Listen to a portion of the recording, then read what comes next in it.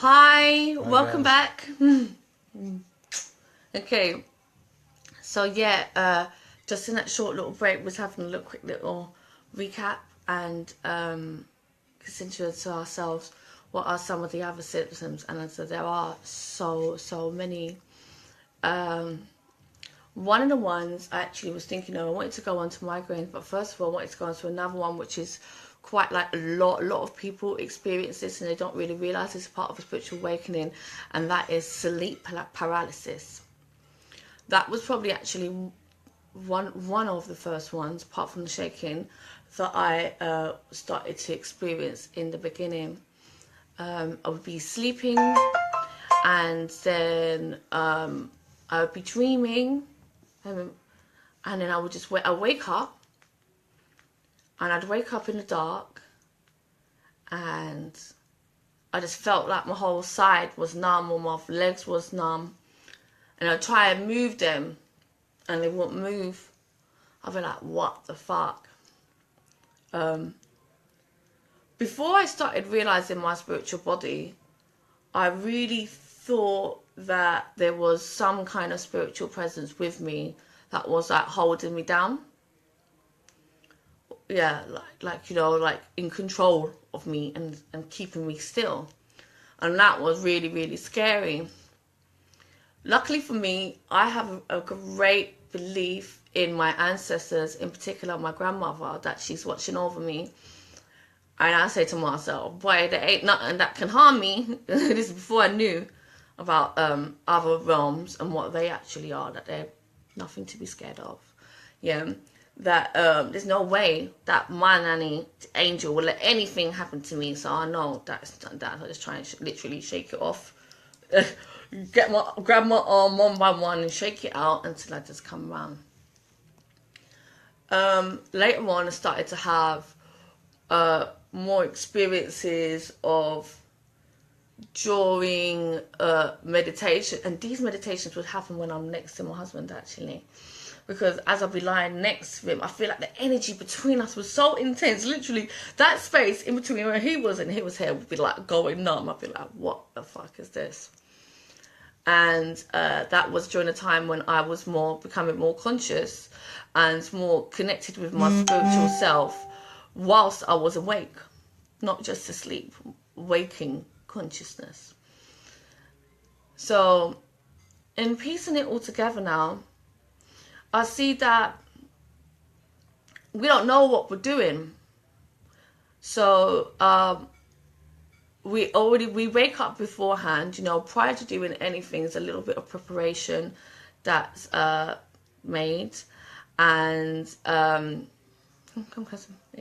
a little bit of preparation that's made, and she lays the framework for us. She comes to us in our dreams, in our sleep, in our spirit, helps us to fly in our dreams. And then we wake up into this real life, and then it's all gone. But for those who are ready to take the next step, to start to have waking consciousness, and there are many now who are, if not all soon, who will be starting to feel this. There's the only way to know that it's happening is to see it yourself. And that's what's happening. You wake up mid-flight and you're like, what the fuck? I can't move. But you're never separated from yourself during that astral projection. It just works better if you're focused and you're staying still to do that. So it's almost like she does like hold you a little bit, but just to keep you still, just to see. And when you beat that fear and you see through it, then you begin to get the true benefits of that lesson. That fearlessness, the authentic self, love for self as well. That you know that yourself loves you so much that there ain't nothing bad that can happen to you like that.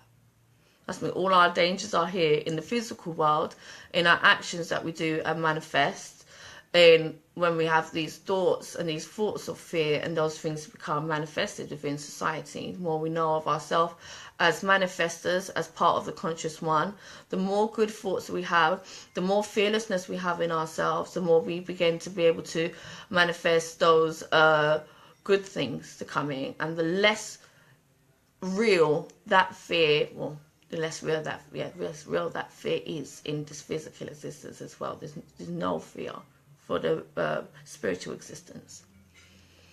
Okay, so yeah, that's what that is. There are lots of reports on this, lots of stories. People be like, oh, it's a demon. They come and they visit you like this. They take your soul. Like, all of these things are all just fear-mongering. They're all just fear-mongering. And even if you go down to the crux of what it is when they say demon, yeah. See, whenever they paint this picture, it's always a female as well. So this reminds us, this is why we're here in this group, understanding the Mother Goddess.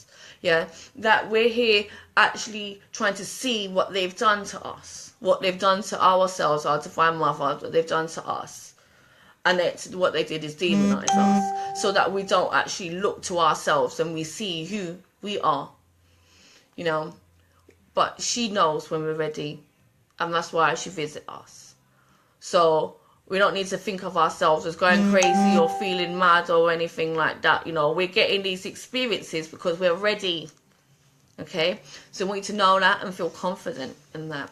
Sleep paralysis is just something that is experienced. More you get to know all of these symptoms, the more you begin to understand them, the less scared you are of them, the more aware you are of what to do, the more aware you are of the options that you now have in it in terms of growth, how you consciously help that growth to work. And some of those things might actually be maybe to help develop more of a healthy sleep pattern. So our brains are very active at night, but not necessarily active because we should be awake for those things to happen.